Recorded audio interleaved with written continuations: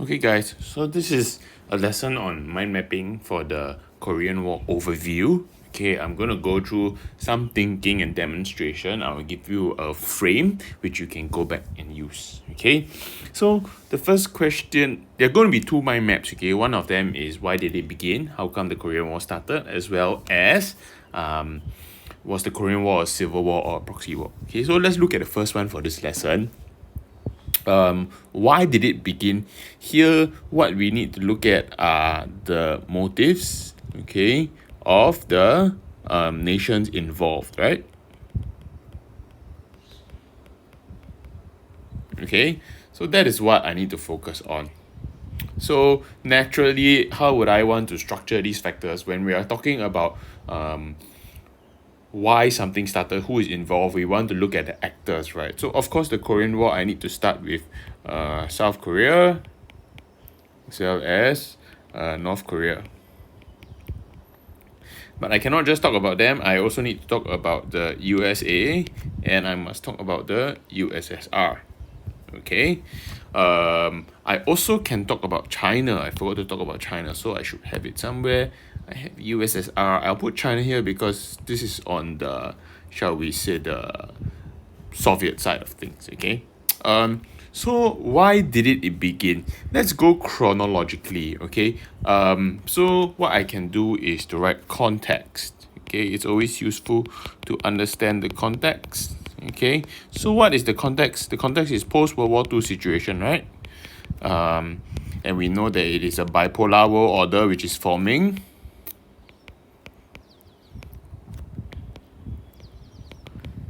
Okay, and we have superpower conflict is increasing.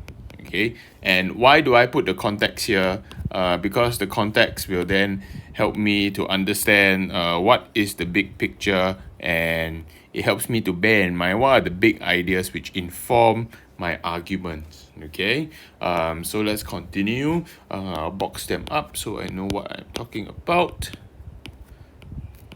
Okay, so why did it begin?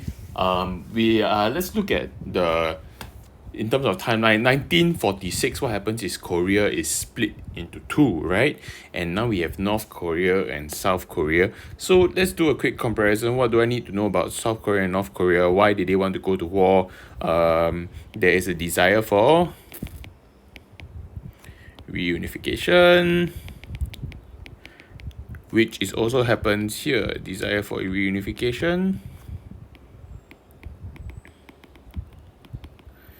However, what is the problem? It seems like they both want to reunify, but it doesn't work. So you must talk about the factor of Syngman Rhee. And here, what you need to do is to explain why he would take actions to go to war, or rather to be aggressive. Okay, so same thing here. You need to talk about Kim and also why he would start the war.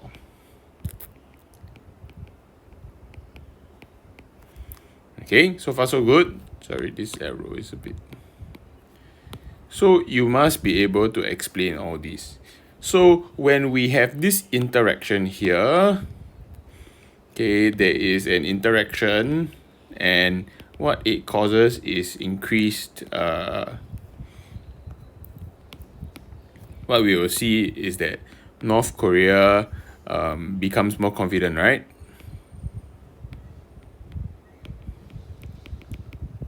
Eventually launching an attack. Okay, so this is the endpoint that we want to reach. So the other factors, we also want to illustrate how come North Korea becomes more confident. Okay, so let's have a look at the North Korean side of things. Okay, why does North Korea become more confident? We know that it is because of strong support from superpowers, right?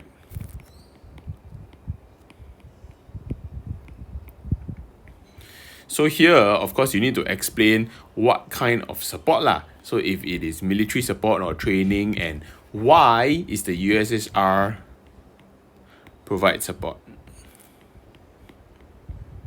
Okay, how does China provide support? Okay, and here I need to know the events and the implications of what even led to this situation. Here you need to give me cause and effect. Okay, remember here I'm only giving you the outline. You need to fill it in by yourself. Okay, so this is what you need to do. Okay, also why does North Korea become more confident is because South Korea comparatively, okay, South Korea receive only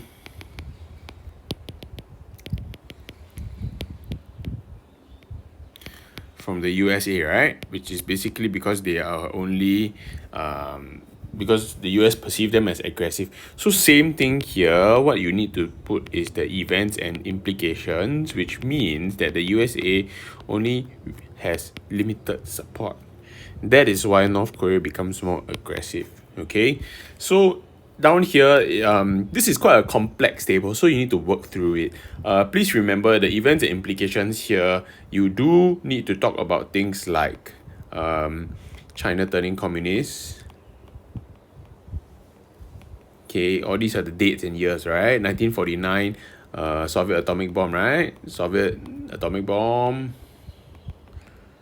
Okay, here you of course you need to talk about NSC 68, so on and so forth. Okay, but the interesting thing about this table, how did I structure it? If you look at it, okay, I'm going to use a highlighter to illustrate. Let's use gray. If I look at this part,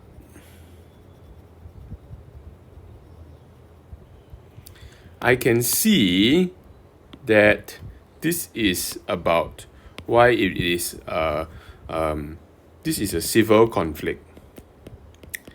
This is a civil war. Why did it begin? Because of reunification. That is the key issue. But then if I look at the bigger picture and I observe the USA versus the USSR and China, then I will see that actually there is a bigger pattern, which is we know it is about the Cold War, and that it is a battle of ideological supremacy, ideological domination, so on and so forth. So this is how I can structure it. It will take you some time, but I think it is worth working through. If you are not sure, then you can send me on Mindmap and I can make some comments on it and you can go back and look at it again. Okay? Okay, I hope this helps.